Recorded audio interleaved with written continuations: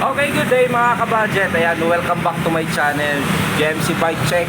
Ayan, so mayroon na naman tayong bagong iba-bike check ngayon. So, eto kung mapapansin nyo sa aking likuran, ayan, nakalagay yung bagong mountain bike, Crosta FM036. Ano nga ba yung specs niya at anong difference niya dun sa nauna natin na bike check na si Crosta Acre? So, pag-usapan natin yan. So, pero bagong lahat, please like and subscribe my YouTube channel, GMC Bike Check, para updated kayo sa mga bagong parating dito sa atin sa Budget Bikes Cavite. Ayan, umpisa na natin bike check itong bagong mountain bike na sulit ngayon sa market. Ayan, ito si Crosta FM036 mga kabudget. Okay, so ship nationwide kami kahit saan man sulok ng Pilipinas. Ayan, sa TikTok, sa Shopee, maabil nyo tong brand na to. So kung kayo ay malayo, Luzon, Visayas, Mindanao, makarating ang bike na to. Ayan, so check out sa mga gusto. So please like and subscribe.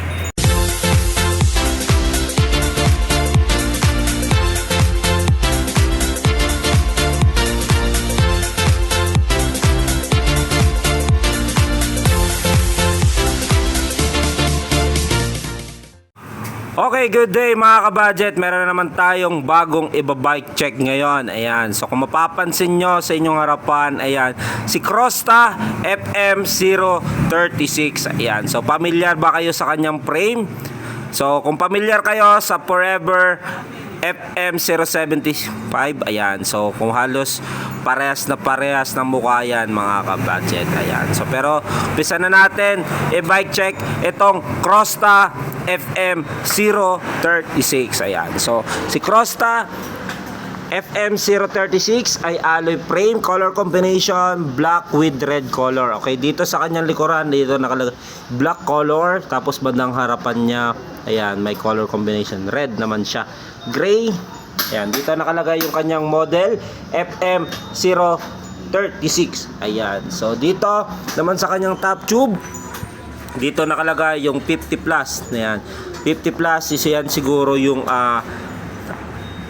tagal ng brand na to. Parang anniversary, 50 plus anniversary itong Crosta FM036 natin na mountain bike. Yung frame nito ay alloy na, yan, smooth weld. Kung mapapansin nyo, no, ayan, napakaangas, makinis. Yan, so dito naman tayo sa kanyang set tube.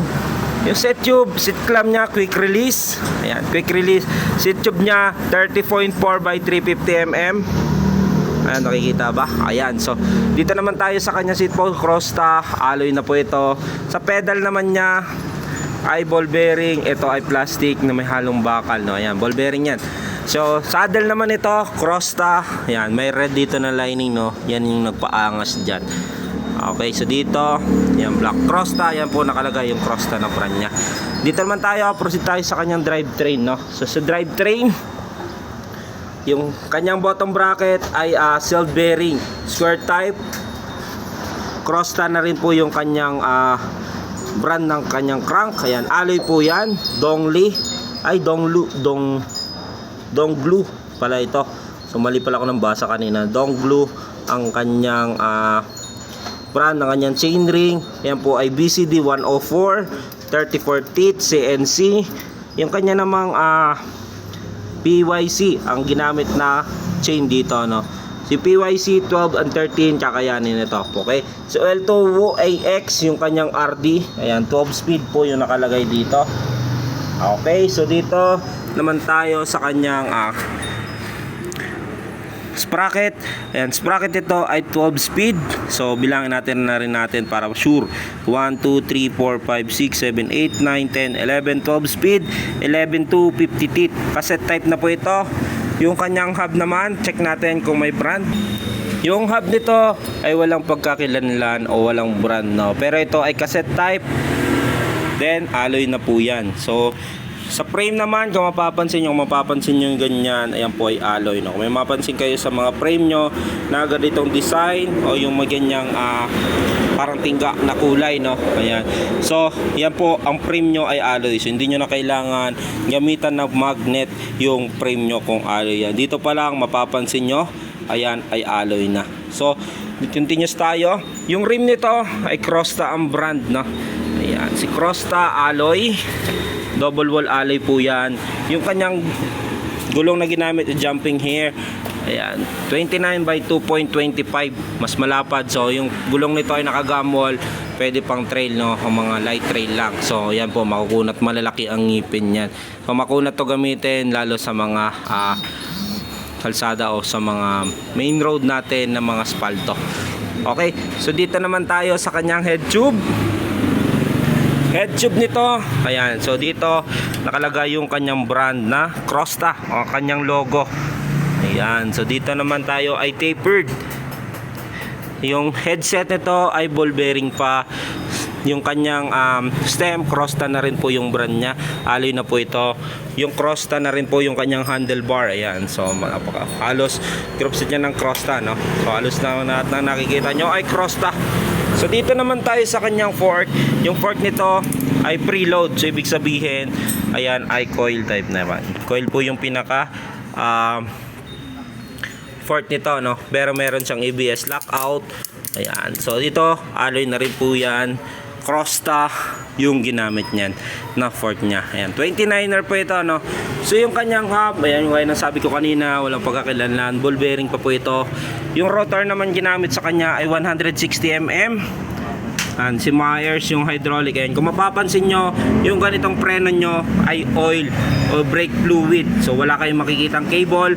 Ang tawag po dyan ay hydraulic. Yan po yung upgrade ng mechanical natin. Yung may cable, yun po yung mechanical. Sa ganito, ito yung hydraulic na. Okay, sa cabling, tingnan naman natin yung cabling nito, no? So dito, sa bandang left side ng handlebar, so wala siyang FD. So naka 1 by siya. So hydraulic. Dito naman tayo, ayan, so hydraulic din yan. So dito nakalagay yung kanyang shifter para doon sa RD niya. So yan po kasi ay naka 1 by. Yung shifter nito L2AX, siyempre para match dito sa kanyang RD. Ayan, so wala siyang FD, no? So pero pwede nyo siyang gawan o lagyan ng FD. Kung gusto nyo siyang gawing 2 by or 3 by, so pwede. So meron yan dito lagayan o daanan ng cable ng FD na. So dito yung FD nyo ay yung clamp type, tapos pull down yung kanya ang gagamitin nyo. So papadaanin nyo siya dito. So dito nakalagay sa kanya, dito sa down tube, dito nakalagay yung kanyang preno, no, o yung brake papunta dito sa kanyang likuran. Okay, so pwedeng daanan ng cable ng FD yan. Nasa sa inyo kung gusto nyo i-upgrade. Dito naman tayo sa kabila. So dito dumaan naman yung kanyang RD. So saan nga ba tatagos yan? So dito yan sa ilalim. Ayan. Ayan, napapansin nyo, ayan, sa ilalim yan para makinis. So walang abubot na mga cable yan dito sa kanyang frame, no? So mas pinaganda na po yung mga mountain bike ngayon kasi internal cabling na kung tawagin. Okay, so dito yung FD, natagos yan dito. Ayan po, kung mapapansin nyo, ayan, FD nya, ay yung RD nya. Din kanyang preno naman sa likuran, dito naman yan dumaan sa ilalim. Okay, si Myers yung hydraulic. Yung presyo pala nito, ano, ng mountain bike na to. So kung nakakatapos lang natin bike check itong si Crosta Actre, naka 1 by 13 speed. So ito na po ulit yung isang bago na naman natin. Ito ay naka 1 by 12 speed. Ito si Crosta FM036. Ayan, so dito difference nilang dalawa, 12 speed po ito. Yung Acre ay 13 speed. Yung lockout nito ay yung fork nito ay preload. So yan po ay coil, pero paras alloy, no? Paras naka ABS yung kanyang lockout. So presyo na to, yung Acre ay 12,500. Ito naman ay 11,700 with 6 freebies, club tube, massinger arm sleeve, taillight, battle cage. At kung kayo naman ay malapit dito, no, so available po yan sa 11,000 pesos cash pick up, no freebies. Ayan, may option po kayo, pwede nyo siyang bilhin ng 11,700 with freebies. Pag ayaw nyo ng freebies, 10,999. Pero sa TikTok, sa Shopee, available po yan.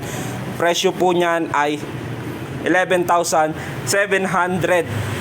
mga kabudget. Ayan, so check out nyo na lang sa TikTok, sa Shopee natin itong Crosta FM036 na mountain bike. mga kabit. Comment down below kung nagustuhan nyo itong bagong labas na naman ni Crosta na mountain bike dito sa atin sa Budget Bikes Cavite. Ayan, so thank you and God bless.